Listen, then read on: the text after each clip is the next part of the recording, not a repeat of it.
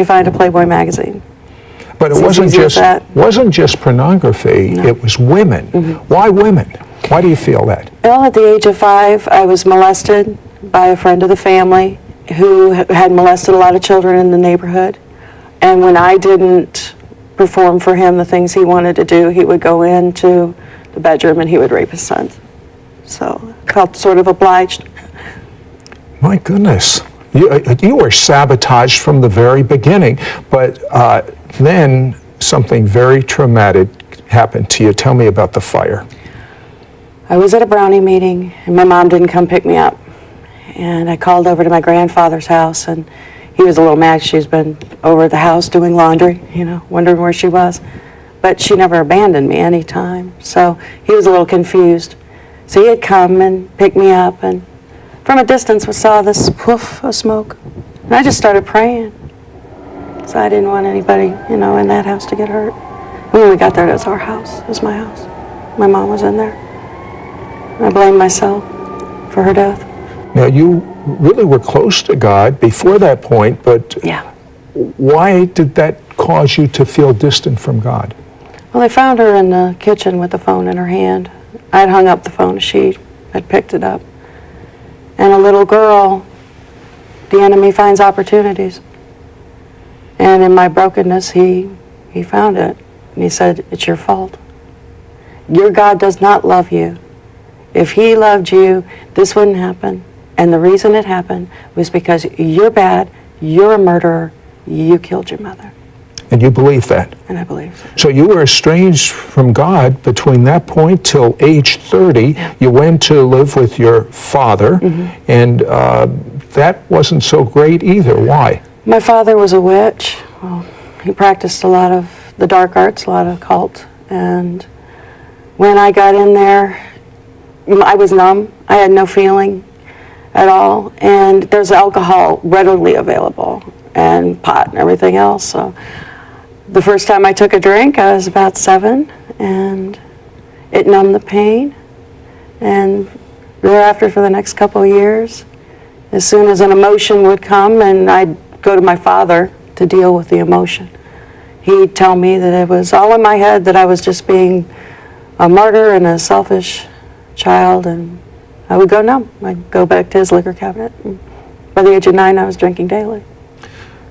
And things even got worse. You had an incident with a woman? Oh, well, that started when I was about 10, where... That's pretty young, Tracy. Yeah. Girlfriends would come over, and apparently they were going through things too, because we were attracted to each other. And it was, a lot of heavy petting and being in the arms of somebody who loves you.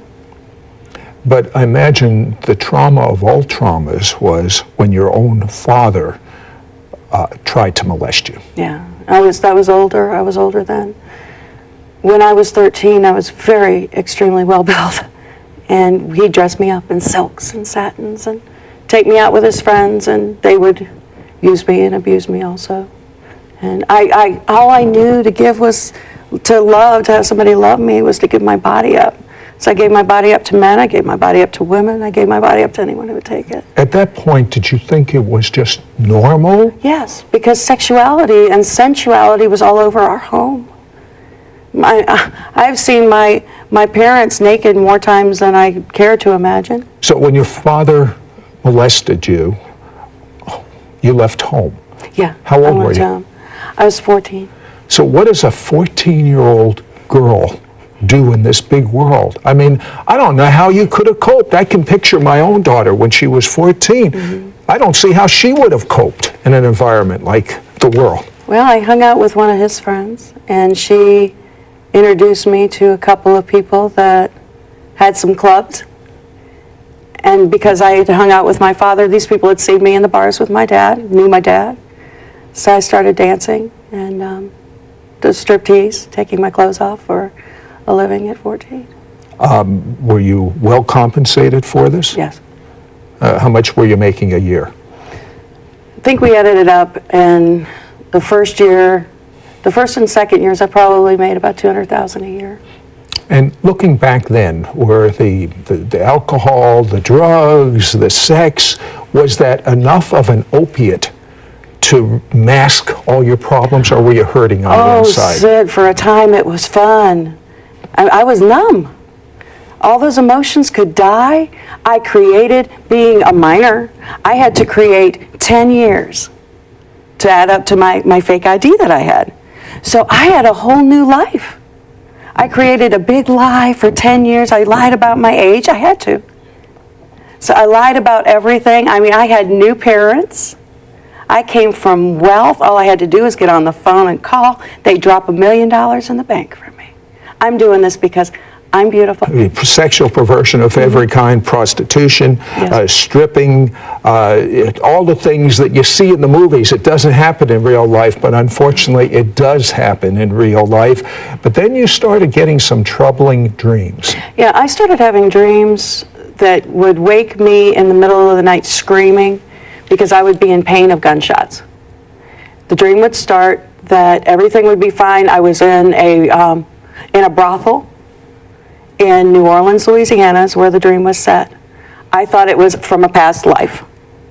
So I was there, and I remember running. I see myself on the stairs, and I come running down the stairs on the side of a building into an alleyway, and it's all cobblestone, and I'm running, and I've got this red nightie on, long red nightgown, and I hear boom, a shot, and I get a shot here, and it's fire, instant fire, and here on my back, and I'm on my face, on the ground, and I hear click, click, and the last shot wakes me up, and it's the shot to my head.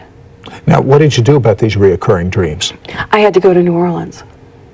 It drove me. I couldn't, they drove me. I knew that because of all the things that I had been in, you know, the reincarnation and believing all these things, that I had to go and I had to deal with this thing or die or go there to die. So I put it in my heart and I settled it in my heart that I'm going to go to New Orleans. I'm going to live this out. And if this is the way that I'm going to die and be over all of this, that's the way it's going to go. Okay, what'd you find in New Orleans? I found sin. I found, mouth-watering sin. And I loved it. I loved it. I worked the bars then instead of prostituting myself. I did prostitute myself in New Orleans, but I worked the bars, mostly graveyard shift tending bar. And that's when all the sickos would come out, between 12 o'clock at night and 10 in the morning. Now, what type of people would come out at that time? Oh, the people that the enemy uses to torment witches. People that are human beings, but you would never know it because of all of the hatred and their bodies actually changing. And Changing? Yeah. What do you mean by changing? Their look changes. The face of a human, but it's not human. It sounds almost like it's demonic. Very demonic. That's were when you all the witches into come out. lesbianism then? Oh yes. So you thought you were a lesbian? Oh no, I wanted everybody, but I preferred women. You know, I like being with women. See, what it is I couldn't get over and play the game on women because, you know, they're women. So I'd have women girlfriends and I'd go play the game on men so I could get over on them. I could lie to them and anything I said, they would, okay, fine, let's go out to dinner. And then they'd take me out to dinner, and if they wanted a favor, they had to pay. Why did you leave New Orleans? I hooked up with some sicko and ended up going up to Princeton, New Jersey, and this is where God really, really, really started working in my life. I had envisioned things and hurting a young woman like me. I started getting very violent with women, and I started having very horrible, horrible, horrible thoughts that I was planning to work out. I was planning to walk them out. Just give me an idea. What kind of thought? Abductions, getting involved in snuff films. I was really wanting to get involved in hardcore pornography. Take me to the time you looked in the mirror and really saw Tracy Lay. I got really scared when I was in Princeton, and I ran back to Florida and hooked up with some other guy and went up down to Key West. I was down there a couple years, and I had a whole lot of fun, but you see, with practicing witchcraft, you can't just put it down and walk away. So they were following me everywhere, and everything was happening. So I'm sitting in bars. Who was following you? Every demon in hell, it seemed. You couldn't change location. I couldn't change location. I'd say, just stop it. I'm not doing that anymore. I just want to have fun. Leave me alone. Just leave me alone. I'm here to have a good time. I don't want to make a commitment to you. Okay, so you're living with another sicko. It seems like there's sick people. Yeah. It's a magnet. Oh, it's like ticks. And you're looking in the mirror. What happened? Been another night at 8 balls of cocaine, shooting it up in my arms and smoking it when I couldn't find a vein. And he'd gone to work. The only reason he was there was for the money. And I looked in the mirror and said, and I didn't like what I saw. And memories of a little girl who loved God came flooding back. The beauty had faded. There was no more beauty left anymore from the abuse and the mileage and the drugs.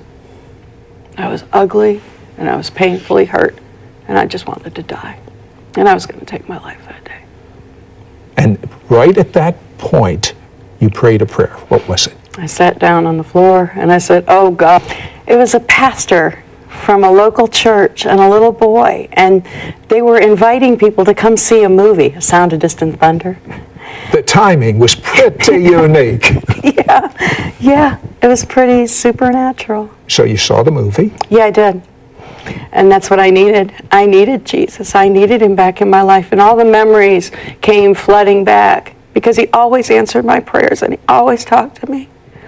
And I had to ask him to come back into my life and to save me. So you went home and you told this guy that you were living with what had happened, and was he unhappy? He was basically said a prayer in 71, thought he was saved, going to heaven, could do whatever he wanted to do, and got very angry with me. And one night, what did he do to you? well, I'd fallen so in love with God, and I'd been fasting and praying, and had gone through a marvelous deliverance, delivered of all the legions and all the demons and all the stuff that had happened. And he got very angry, and he went out and he got drunk, and he came home, and he put his hand around my throat and put me down on the sofa, and he said, now, you ready to go? Do you want to be with Jesus? I'm going to take you to him right now. You're going. And I couldn't breathe, and blood was coming out of my mouth, and he was getting ready to kill me. It was time. Did he break your jawbone? Yeah, but soon after that, he had said, hang on a second, and I went to get up, and he punched me, and he literally broke my face in half. And you screamed out, and a neighbor came in your defense, but here's what I have to find out. So you got set free there.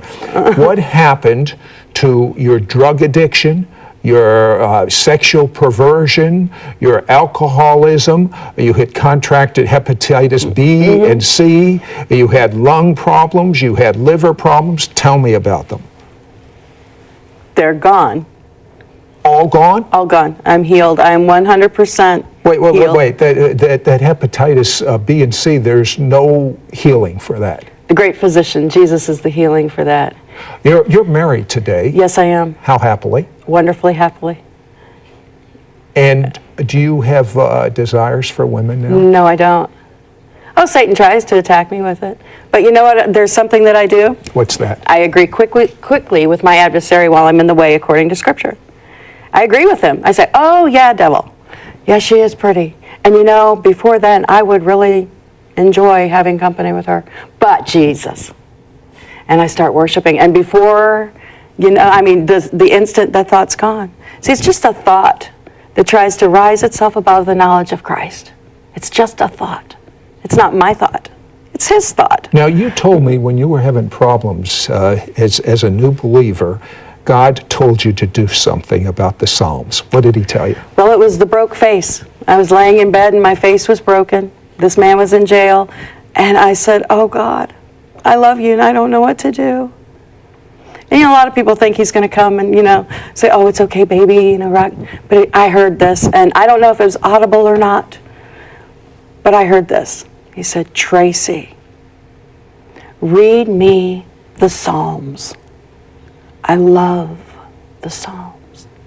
Well, you read one psalm right now to God, but I believe